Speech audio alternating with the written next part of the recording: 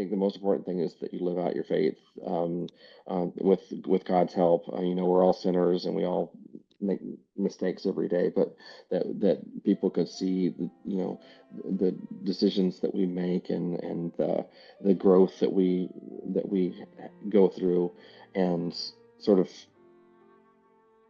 then we can speak with our words, speak with our lives first. Hey friends, my name is Kristen Van Dyck, and I'm a member of the Crescendo North America team. I recently had the privilege of sitting down with Cleveland Orchestra cellist Alan Harrell for a joyful and encouraging conversation.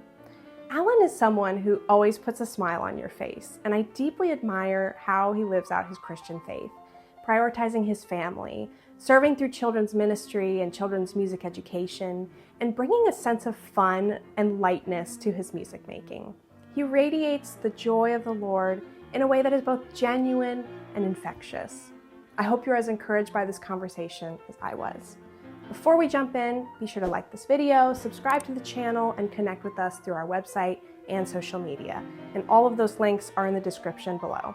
Now, let's dive in.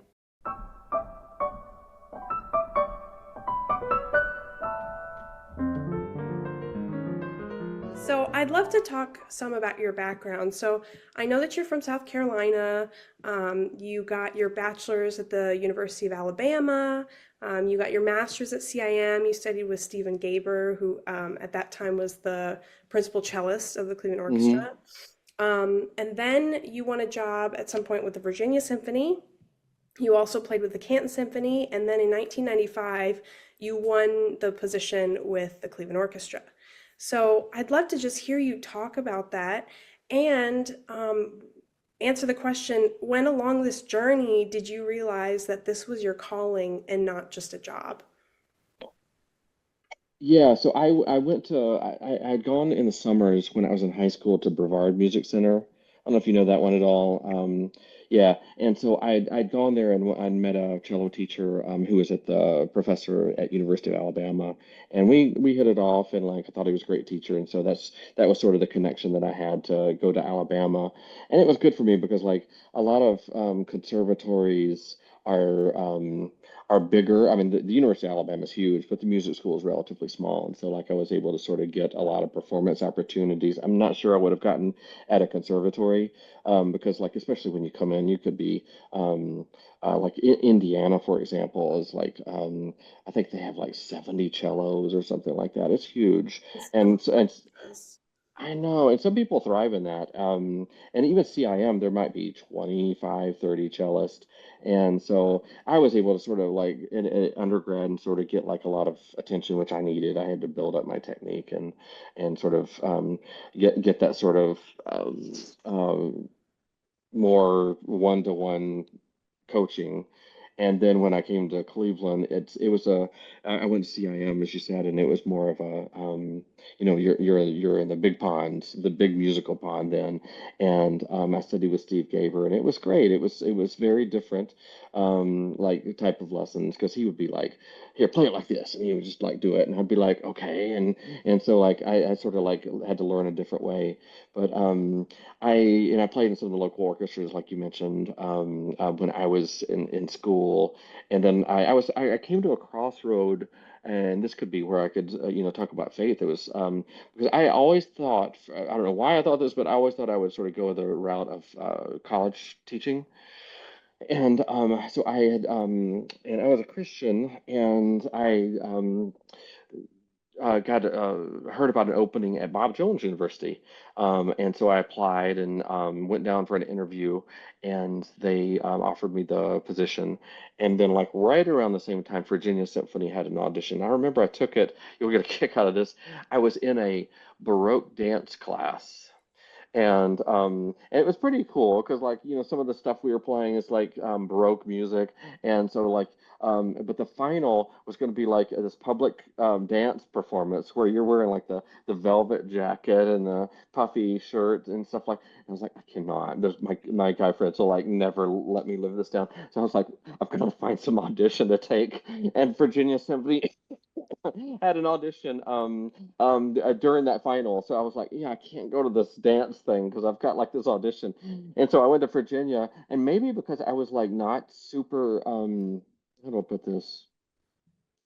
I practiced and like I had did a lot of work, but it wasn't like I was it was more not casual. It was like I didn't put a lot of pressure on myself. I think that's what it was, and so I was like, just able to play and just like have fun in an audition, which is very rare. Usually auditions are not fun at all, and so I won the audition, and then so like I had I had I could go this college way or I could go the orchestra way, and I had to pray about it a lot. It was difficult because I always thought I was going to zig, and then now I had the opportunity to zag, and so I had to, pray about it, talk to some people. Eventually, obviously, decided to go the orchestra route, and I'm so glad I did for a lot of reasons. But especially like you've said, I've been able to share my faith and um, there was no when I was sort of growing up, there was no Christian performing arts thing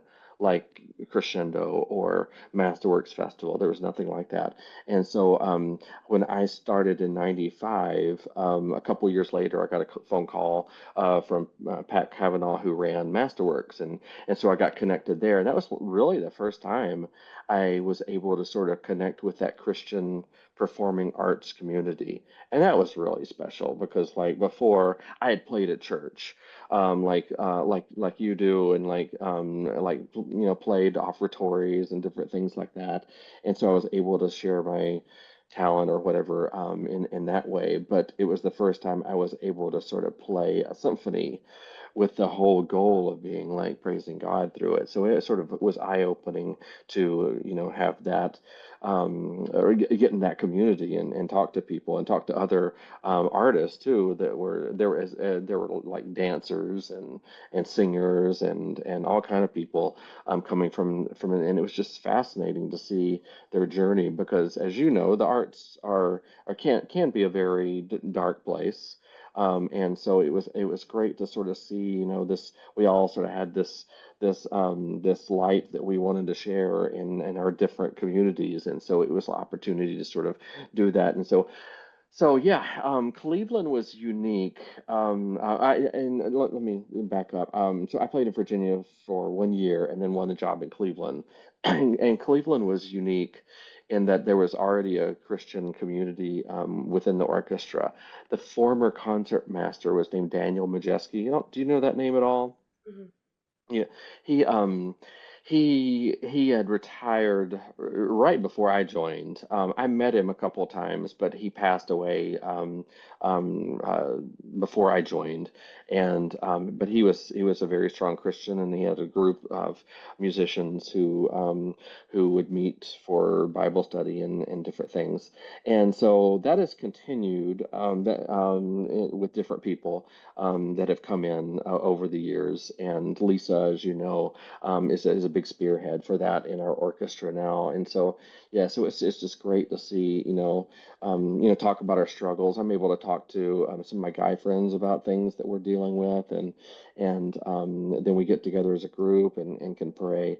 So it's been fantastic to sort of have that community within Cleveland, and it's a great orchestra musically, but I think personally it's just been awesome to sort of have that community to work with as well. Wow, what a blessing. I mean, just the fact that you have been able to have so many opportunities from when you were young all the way to your career now, where you're able to have those Christian relationships and have opportunities to be with those people. Yeah. Was there ever a time when you thought you were going to be a professor, but then you won this Virginia Symphony job? That change of trajectory and entering into that new environment, did you feel any sort of shift in that part of you as a Christian where you felt like, oh no, I need to be a little bit more careful with talking about faith, or did you feel comfortable? At Virginia, um, I think I went through a time in my life where I was drifting. honestly. And so I didn't talk about it as much. And it was only when I came to Cleveland and sort of reconnected in a church that I felt more comfortable talking to different people.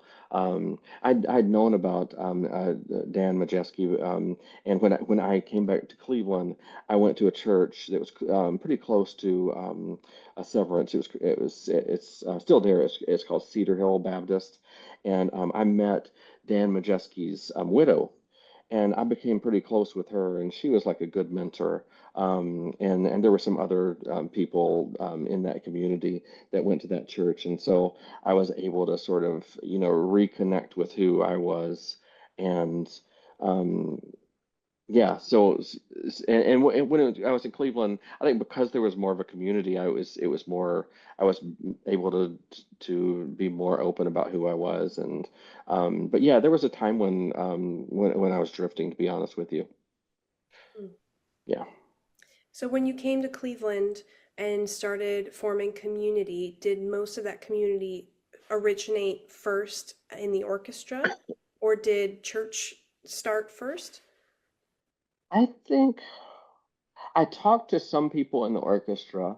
I'd known Lisa a little bit, and Brian Dumb, who's also fantastic. His wife, by the way, wanted to join. Molly. Molly. Oh, do you know Molly? I've Yeah. met Molly. We played when I was in high school. She sat next to me for The Messiah.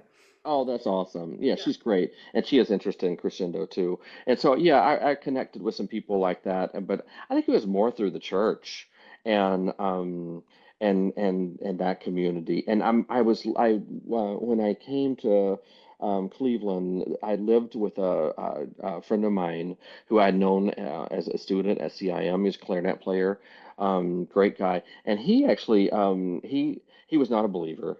And he saw me going to church, and he was like, "Yeah, I'll go." And it was amazing. He became a Christian, completely turned his life around, and yeah, and so it was a lot with him and the church group. We had a good group of younger people that were able to sort of really have that community. Mm. So you started teaching at the Masterworks Festival in 1995, right? They started in 97, I believe. And I was there the second year, so I think I came in 98. Yeah, and I was there for like a lot of years, in some, like for a week or two. In the last few years, since I've got kids and family, I usually only can go for a few days. They want to do the same concert that we did, by the way. Garden of Glory concert? Yeah, they want to do the exact same concert, and I got permission to use the videos that Alistair had done. So I think we're going to have a repeat performance at Liberty University this summer. Wow. Yeah, so that'll be fun. Well, we need some permission to use those videos too, because we want to do those concerts too. Yeah, well, he said he was happy to do it. So I don't think it'll be a problem. You know, Yeah. so let's talk about Parkside, and I want to talk about the Garden of Glory concert too. The first time that I officially met you was at Parkside several years ago when I was attending with my husband Josiah, and Uh-huh. we came up to the front afterwards and was like, "We really want to meet you." I'm sure you don't remember that, which is fine, but it was so fun to reconnect with you for the Garden of Glory concert. I'd love to hear how you got involved in Parkside. How you got involved musically, especially. Hmm. You seem to be very involved not only with worship, but planning things like this Garden of Glory concert. So I'd love to hear you talk about that. Yeah. So, I went to Cedar Hill for a number of years, and the pastor left, and it was just like a time where I don't like to like church hop, honestly, and some people do. I'm not condemning anybody, but but once the pastor I was like really connected to left, I was like free to, I felt more comfortable looking around, and Alistair's oldest daughter got married. This was like a long time ago. This was probably 20 years ago. She got married, and he put together some. Do you know Bob Vernon? at all? Do you know that? Yeah, you know Bob. So he's good friends with Bob, and I think Bob put together a group of orchestra musicians to play for her wedding, and so I was part of that. And it was like a lot of the Christian group that I was talking about, and so we played for Alistair's daughter's wedding, and I met Ruth then, and Yeah, she Tampa. leads worship, She right? leads worship at the church. Yeah, I met her and Tampa Murphy, who was doing the music then as well, and they were like, "Hey, do you want to play sometime?" I was like, I don't know," and because they just play on chord charts. I had played at churches before, like I said, but I would just do like a classical thing for offering or something like that. That was just like the first time I had sort of played with a praise team, and so like you know how it's different. It's like you're trained as a classical musician to play exactly what's on the page, exactly every note, everything. And when you're in when you're in like praise team, you get like you get a chord chart or something. Sometimes you don't even get that, um, and sometimes they'll have like a part written out. But 90% of the time you're playing off a chord chart, and I knew chords, but like so I had to sort of learn how to do that. I'm still not, and I'm not saying this out of false humility. I'm not great at it. I just like I I've learned to sort of get my way around, but like some people are so gifted with that, and I'm more like in the classical trajectory. And so like so it was different, and I enjoyed it. It was a different challenge because like you could sort of create something right there, and be a part of something that's sort of evolving as you're as with the group on stage. So it's probably how bands feel all the time, but it was just sort of fun to be a part of that. And yeah, so I got connected then, and then I switched membership like years later, and have been going there ever since. When you started on the worship team, did you feel like you needed to fit into their mold of worship, or did you feel like at some point you had some influence to be able to educate or share about the classical background? Because in the future, I mean, Callan started playing, and I know that she has some background with some improvisation, but Hmm. when you bring more classical musicians in, the worship team needs to be able to communicate correctly with people who do primarily Yeah, with music. So tell me about I that. I tried to sort of like be more of a follower, honestly, and rather than sort of be like this is how we do it. Because they even use like a different language for a lot of things. Like John, do you know Jonathan Albright at church? I know of him. Yeah, he's great, and he'll be like, "Yeah, just play diamonds there," and it's like, "What's a diamond?" And so that's whole notes, and so like they'll just like use different terminology, and so yeah, I just sort of yeah, I was like dipping my toe in the water and just sort of getting comfortable, and I can play. How to put this? Um, I mean, like I could play the instrument, so like it was just a matter of figuring out how to best do that, how to do it. And like there are sometimes I'm able to do like things that are more classical or technical or something like that. But for the most part, I just try to sort of um, you know, pick your spots, and especially with cello. It's like a lot of times, like verses of hymns will have one verse that's sort of more reflective, more quiet, just musically just quieter, and that's the one that the cello it tends to play. You want to play more on, and the bands when it's more of a band thing, I just sort of sit back and kind of fit within the their whole texture. I played with other praise teams. I played at my brother's church in Tampa, and there it was very different. They all have like earpieces and Ears. click, yeah, in ears and click tracks. And the person who was leading it, he'll start talking. He'll be like, "We're gonna be doing this." We'll be in the middle of service, and he'll be like, "We're gonna go to this key in eight measures, seven measures, six measures." And so it's very it's just so different from like classical, where you've like rehearsed all this. Yeah, so so I got involved with it in that way, and I'm just sort of picking my spots where I can um, do what I do best, if that makes any sense. But like, I guess more, I just try to, and this is something different in classical too. A lot of times when you're playing a symphony, you're so busy in the nuts and bolts of what you're doing and like of watching this, and you don't have as much time to sort of pray, if that makes any sense.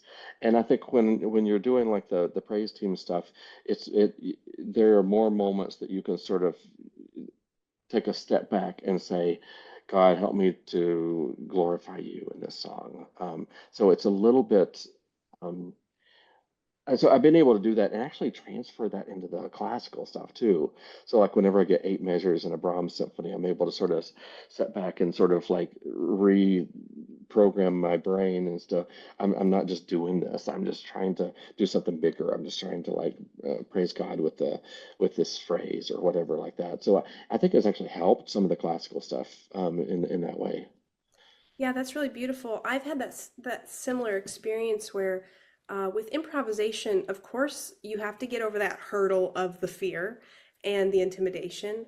And then once you finally get into those waters and you start wading, it gives you so many more opportunities for listening to the Holy Spirit and to have more of like an open-handed posture when you're playing of, Lord, when do you want me to play? I don't want to just play because I want to play.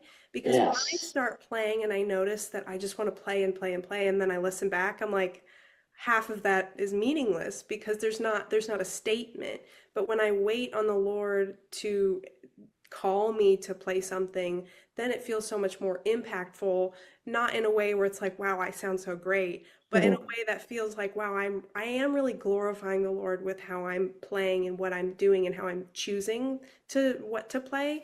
And then being able to carry that into classical, it is a harder because you're dealing with more of a structure, and we do experience the Holy Spirit in orchestra in a very different context, but being able to have that flexibility in and freedom mentally in that classical sphere to be like, Lord, this is all you, like allowing to give up that control and offer that freedom for the Lord to work in it. Yeah, a lot of times I don't know if you noticed, like whenever I play with the praise team, a lot of times I'll close my eyes, and it's because I play. I think I'm more into sort of that spirit music zone whenever I can not look at what's on the page Mhm. and like sort of like you have to go wherever it goes and like so I found like that's for me that's been more helpful when when I'm like looking at the page I get sort of into that sort of like Tunnel vision. yeah and like you're just sort of like you're just like going through the motions which yeah which you don't want and so like that's been helpful to me to sort of like get out of your own space because there's honestly even like classical performers like when you see them there's nothing worse than like seeing somebody who's just like they're just like there's no joy behind it and I think it's the same thing with the praise team and you know what else I've done at church. Um, well, let me say, let me give you two sort of examples, and this was like when I was growing up. Um, I think one of the most important musical beginnings for me it was, of course, when you start your instrument and when you start taking lessons and doing all that. But one of the most was like my grandmother. She had like this little organ in her little house, and I would go over there and I would sort of like learn the how to play piano chords, and I would play and like she would sing, and sometimes I would bring my cello and play. I didn't realize at the time, like you're going through all those classic hymns and like I didn't realize at the time how much I would use that. It was like it was fun at the time, but it was just like it was. I think it was an education because like also like my aunt was there too, and she was a missionary in India, and both of them would sing, and it was like no, it was no singing. It wasn't like any. It wasn't great singing, but it was great expression, and so like I sort of learned from them a lot of the musical sort of dedication and focus and that sort of heart position. that you need as a musician, and that's carried me a long way. It's like I did just the memory of of that time I spent with my grandmother. Sometimes I like sort of close my eyes, like I said, was saying, and like sort of pretend I'm back there, and they've all passed away, and just so you could sort of like put yourself back in that situation, and it's not just like a bunch of people that you're playing for at that point. It's just like God and the memory of those people that really led you to God. The other thing I was gonna say is like at Parkside, I go to kindergarten class as much as I can and do music, and we do like different lessons about different things. So that's fun too because like it's the same concept. It's just like music to them is just like joy, and it's just like I think and you probably have run into this like a lot of times when you get to um, when music becomes a career, it can be you lose that joy. Honestly, it's very easy. And you see, not as much in Cleveland, but you see in other orchestras, you see a lot of people who are musicians who are like so like bitter and just sad people. And thankfully, that's not the case in Cleveland, really across the board. But I've seen it in the past with other musicians, and so when you sort of play for kids, you sort of it's just like you're really remembering that how special that music is, and the joy and the excitement of it. So that's been fun as well. It's like how the Bible talks about having faith like a child, I know having it. I know that it. like wonder all over again. Exactly. Exactly. And it's fun to like do lessons where I can sort of teach them a little bit of music and sort of tie it into our faith, our beliefs. So what does that look like? Do you play some classical things or is it more I worship? I do both. I like some children's songs, but I'll do some classical stuff too. Um, what did I do? I did this one. Yeah, I remember. I did I think I played the Bach suite that I did at the that concert. I did the first movement, but I made sure all my strings were out of tune, and so because there's a lot of open strings, it sounded awful. And then like I told them and they were like ew, like that. And then I talk about like how I forgot to tune and how it's important to tune before we start, and how we as people are sort of born out of tune. All of sin and falling short of the glory of God, and sort of made that analogy that when we believe in God, God starts the process of tuning us up and making us an instrument that He can use. So it's just like lessons like that that sort of bring faith into the music and give them something they can take home. You have such a gift. That's No, incredible. thanks.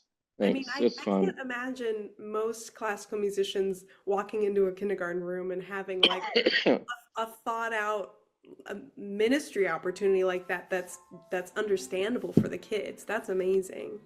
Yeah, it's more for I mean it's a lot of it's for me, just to remind me of like how out of tune I am. If you haven't heard about the Crescendo Ministry, Crescendo is a global community of Christian, classical, and jazz musicians. For many musicians, their career can feel spiritually isolating, with high pressure and little connection between their musical and faith communities. Crescendo exists to bridge that gap, helping musicians integrate their faith with their art and supporting them in living out the gospel through their work. We believe that music is a powerful tool for ministry, and that Christian musicians are uniquely positioned to be salt and light in their workplaces. Through Crescendo, God is equipping musicians to be instruments of Christ's renewal in the music world. We're sharing stories like this one to encourage and inspire you. So if you're enjoying this conversation, let us know and get connected with us. You can subscribe to our monthly newsletter, follow us on Instagram and Facebook, and learn more through the links in the description below. Now, back to the interview. You mentioned that a lot of orchestral musicians experience a lot of um, burnout or bitterness. And something I've noticed about you is that you always seem to have this sense of joy and excitement and fun with music. I mean, just looking through your YouTube channel where you like have all these fun different videos. So tell me how you maintain having fun, and was there a point where you were feeling that burnt out and bitterness and there was a shift there? Yeah. Um, that's a good question. I felt like honestly the most burnt out and depressed I was when I was in school at CIM. Partly because I mean it was like partly it was decisions I was making, but it was also just the I was sort of at the end of the educational track, and didn't know if I didn't know what's going to happen. Going to music is a scary thing. You don't know if you're going to get a job or not, and so like it was. I had a lot of pressure, and so like that was for me was like the hardest time. But like, um, and so, and in full transparency, there are sometimes even now, like especially in rehearsals, when you've done a symphony a bunch of times, and you get some conductor who wants to rehearse it and rehearse it and rehearse it, that can be a challenge to the spirit, and so I have to tell myself, yeah, so I try to remind myself, that this is a privilege that I've got the greatest job of getting to play the greatest music in the world in this great hall, with these amu amazing musicians. So I get to remind myself of that, and um, so but yeah, it's a day by day challenge to sort of say I don't want to be that guy. There was a um I'm not gonna give you names, but there was a colleague of mine that I worked with once years ago, and he was it was just like it was this dark cloud that sort of followed him around. And I'm like, and he was older, and he probably had a lot of challenges that I didn't know of. But I was like, I do not want to be like that. Whatever it takes, I'm not going to do that. And so, thankfully, God's helped me to have a good attitude for the most part. And those videos that you're talking about, it was that's partly is like I want to do something that's like not orchestra stuff, and just have fun with it. And most of them were done over COVID where we weren't working, so I had more time, and and so like so yeah, that was a lot of fun to do. Yeah. So since you've played with the Cleveland Orchestra since 1995, it's it's generally very rare for people to work in the same position for that long. I mean, that's 29 years. So what is it like to hold a position like this for so long? And do you ever feel that itch to try somewhere else? Where does your true contentment come from? Yeah, a lot of people in Cleveland, this is like their last job, because it is such a great orchestra, and it's a great city, and it's a great hall, and it's just a great situation for an orchestral musician. So when I got here, I knew I was happy, and then the church, I was able to connect with the church, so there was really no reason for me to leave. A lot of people will want to get a title chair, like a principal chair, and I was never that was never really my calling. To audition for other orchestras, and honestly, I was never a big city person. I had no desire to live in New York, or Chicago would be okay, but like some of the other busy cities didn't really appeal to me. So Cleveland was wonderful in that respect. What was the other part of your question? I'm sorry. Did you ever have an itch to try somewhere else, and where does your true contentment come from? Yeah. Yeah, I didn't really have an itch to go anywhere else once I got here. Part of it too is I'm from South Carolina, and so it was. I didn't grow up in the country, but it was like more like it wasn't like a big city, and so there were parks and things like that. And so where I live now is like really close to a park, so I can go running there and get outdoors. And I know New York has parks too, but it was just like so this city was always just I liked it. It's just the cold weather that was a pain, a big adjustment. But most of the big orchestras in the country are going to be in, in the north, um, to some degree. Where's my contentment lie? Um, yeah, I mean, obviously it's in God. Just like finding that peace in God every day, and God's been so gracious to me, um, and giving me a work that is fulfilling, and I've got good students that sort of I'm able to sort of share with, and a great church. So I've been very blessed, by in so many ways. Mm, yeah. And Cleveland is really the best city. I feel like It's great, when I go places and say I love Cleveland, they're like, okay, yeah, whatever. But us right? Clevelanders know that it's where it's at. Yeah, it's great. And we were down in Miami. I was down in Miami for a day, but like we've been on tour there a lot, and it's a nice city too. And there's like so much to do, but like just the traffic is just like you can't go anywhere without like hitting some kind of traffic jam. It's just like this, it's nuts. And yeah, so there's a lot of things that are fantastic about living here. So I want to go back to the Garden to Glory concert because I was able to attend and it was such a special, beautiful, impactful concert that I want it to be replicated everywhere. Awesome. So I'd love to hear you talk about, for people who don't know, what this concert was, as well as how you came up with this idea and how it formed, with the assistance of Pastor Alistair Begg helping you with this. Yeah. Like how it formed, where the idea came from, and what was the other, what it was basically. Yeah. Yeah. So basically, I wanted to tell the story of the gospel.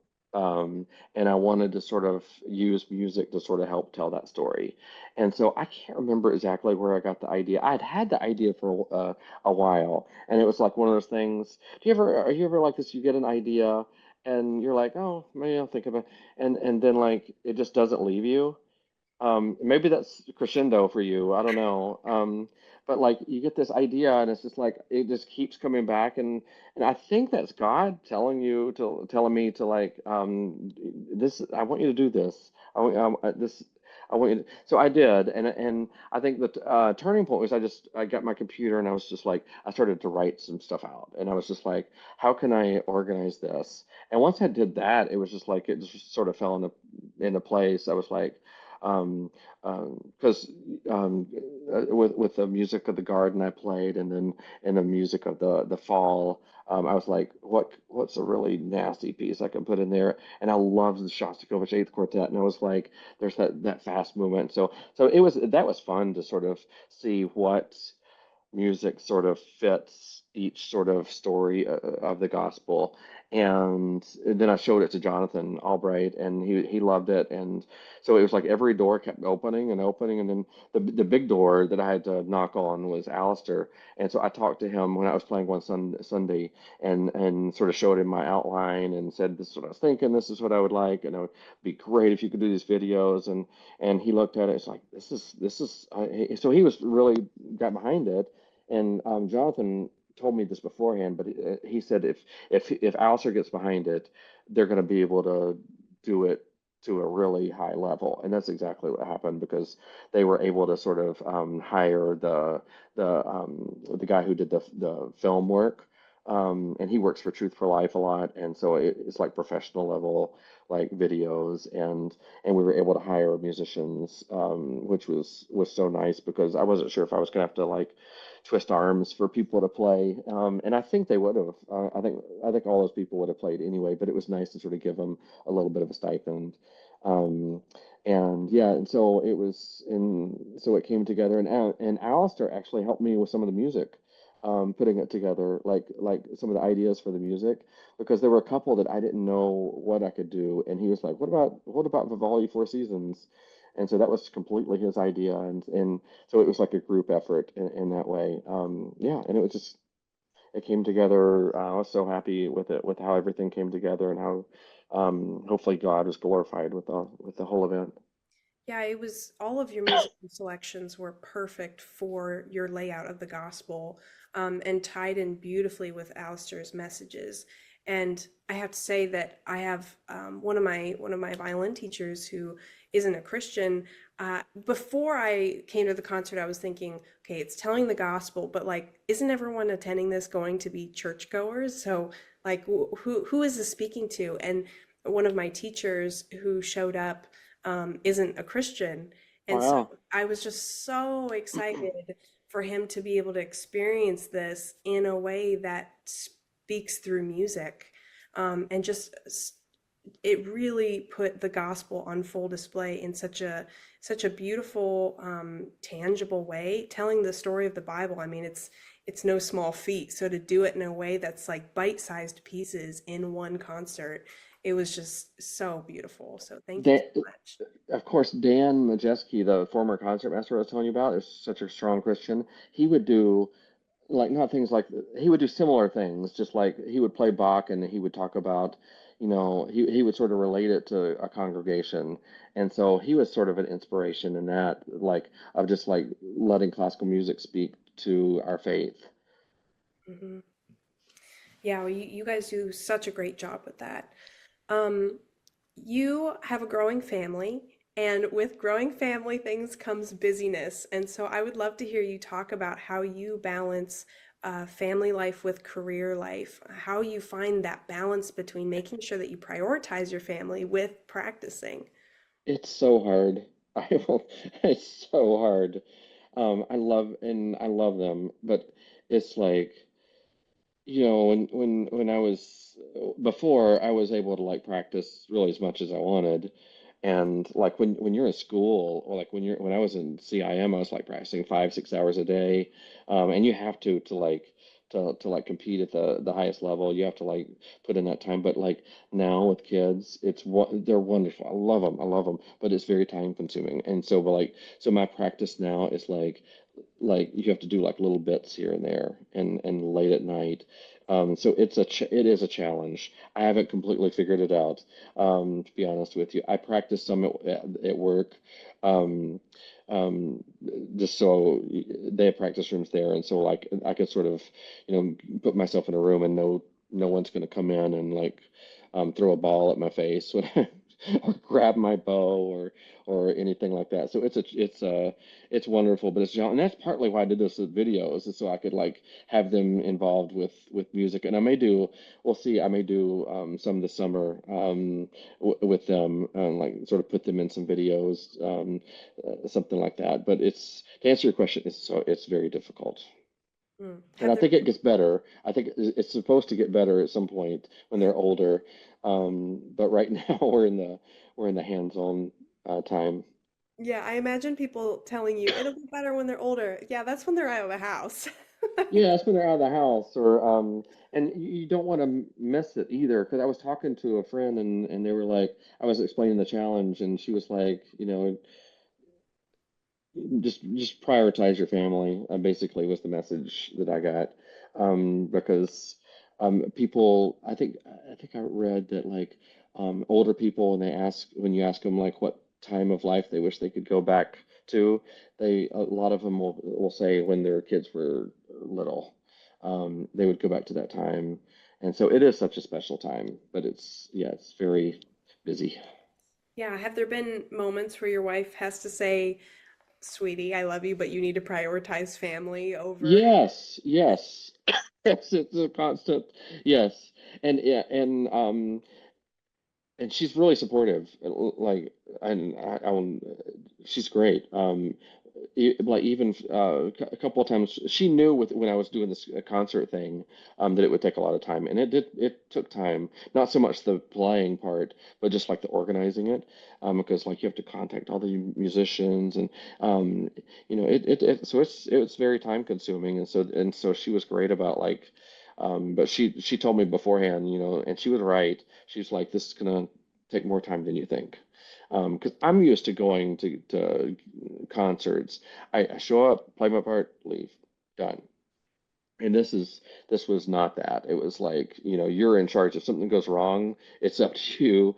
It's your thing. And there were like, we had that one rehearsal I think I mentioned on that Saturday beforehand, and there were like some problems we had to go through with the stage because the stage was smaller than we thought, and it just all came back to me. It was just like, okay, yes, to answer your question, there are times where I've got to make choices, and I don't teach as much as I used to. I only have a couple students now, and that's fine. Um, so yeah, you have to make choices, because our kids are both like really active. Like our even before this phone call, I don't know if you heard, but my wife was like, "No, go back to bed," because he's like he won't. It's 9 o'clock and he won't go to sleep. And so like yes, so it's a all day thing. So what about tour? Oh, oh. Um, well, with family, you mean? With family, do you bring them? Do they stay at home? I have brought them on every tour since they've been born, with one exception. And that was we went to Europe. When was it? Was it last summer? I think it was like a year. Yeah, it was a little less than a year ago. We were in Europe for a couple weeks, and I didn't bring them for a lot of reasons, and it was a mistake. Um, it was like because my youngest was she was okay because she was young enough, she didn't really know. But my oldest boy, he was old enough to realize that I was not there, and it was really hard for him. And he was like, yeah, and so like it was so sweet when I came back. He wouldn't let me go. And so I just went to Miami. I was supposed to be gone all week, and so it was the same thing. It was just like because I couldn't bring him because she's 30 weeks pregnant. And so we talked about it, and the doctor said you probably shouldn't be traveling. Little did I know she'd go into labor or have contractions, but like, um, so I left, and he was freaking out. He was like, and so it's hard, and I don't think I can do it until like they're older. I don't think I can go leave them like that anymore. Do tours have a family atmosphere? Do most people bring their kids? Most people don't. It depends on the tour.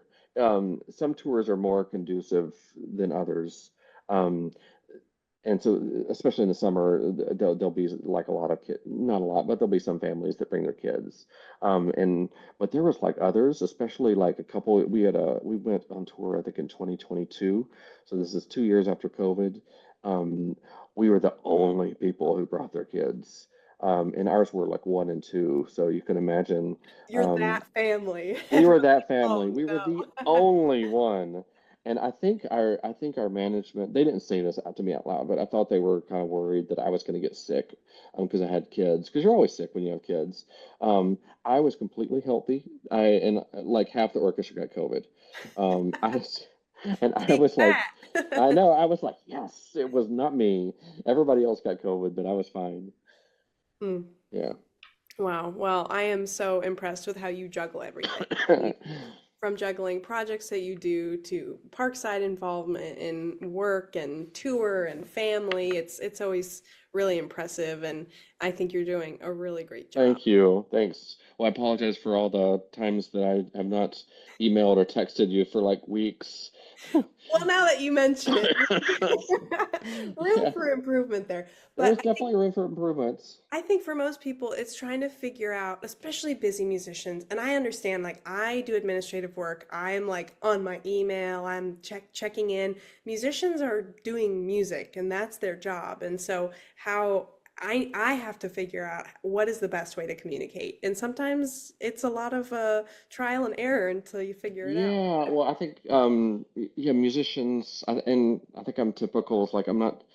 My brain just doesn't work like probably yours does. Yours is probably very organized and got a slot for everything, and ours are, maybe I'll do this, and yeah, so yeah.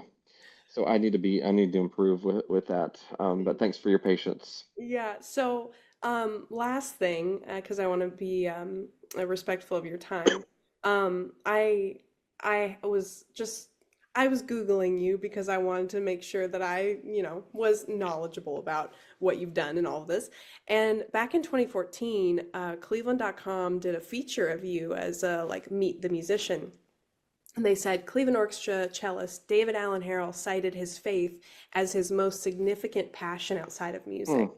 And I just thought that that was incredible that they even mentioned that because as a secular news outlet, I was just really surprised.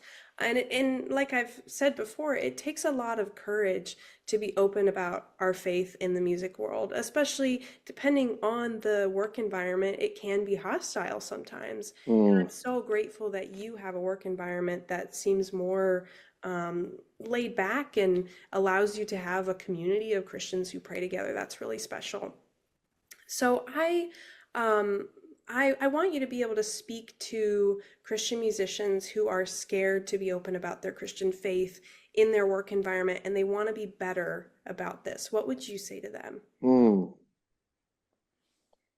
Yeah, because some there was Jim Kraft is a trombonist. Do you know him? Yeah. Yeah, and he would tell me stories. He was in National Symphony, and he would have Bible studies, and I guess for years he was the only one there. He would announce it, and like for years he would show up by himself, and How could you keep finally. going? I know, but he kept going and persevered, and eventually, it grew into a vibrant group. And I think it was largely because of his faith and his persistence. Um, yeah, and so I haven't really been in that environment where it's been a hostile thing. And I think the first thing, the most important thing is that like you people see how you live, because they're watching, and nobody wants to be preached to, and so, but if they could see, um, choices you make, and the way you act, and then I think they're more open to conversation. Um, yeah, we had a um, like with our child that passed away, that was like one sort of example of like because we were my wife's very open about it on Facebook about the whole process of we knew the baby was going to pass away because it had this fatal chromosome thing. It was, by the way, so it was trisomy 18, which is the, I don't know if you remember, last year there was a woman in Texas, and she was diagnosed, her baby was diagnosed with the same thing, and it became a political thing because of the abortion issue, and so I think she traveled out of state to abort the baby. Um, so it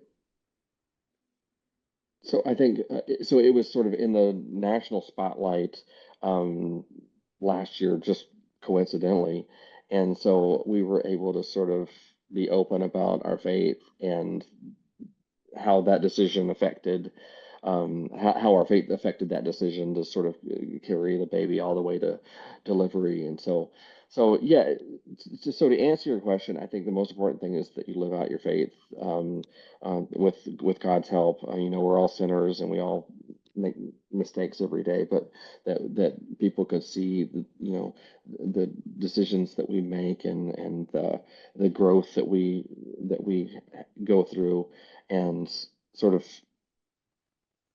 then we can speak with our words, let our speak with our lives first. Um, but again, I haven't been in a super hostile environment like some of my great colleagues that have just been in terrible situations. Yeah, because they would tell me about it, especially at Masterworks, and you probably heard lots of stories too. But yeah, it's a challenge for a lot of people out there. Yeah, well, I think that alone, what you said is a great message because people will know we are Christians by our love and they see Yeah, actions first. They yeah. words often don't work first. So I think your advice is really special and encouraging, especially with the experiences that you've gone through and how you've been able to be a witness through those things. So thank you for that.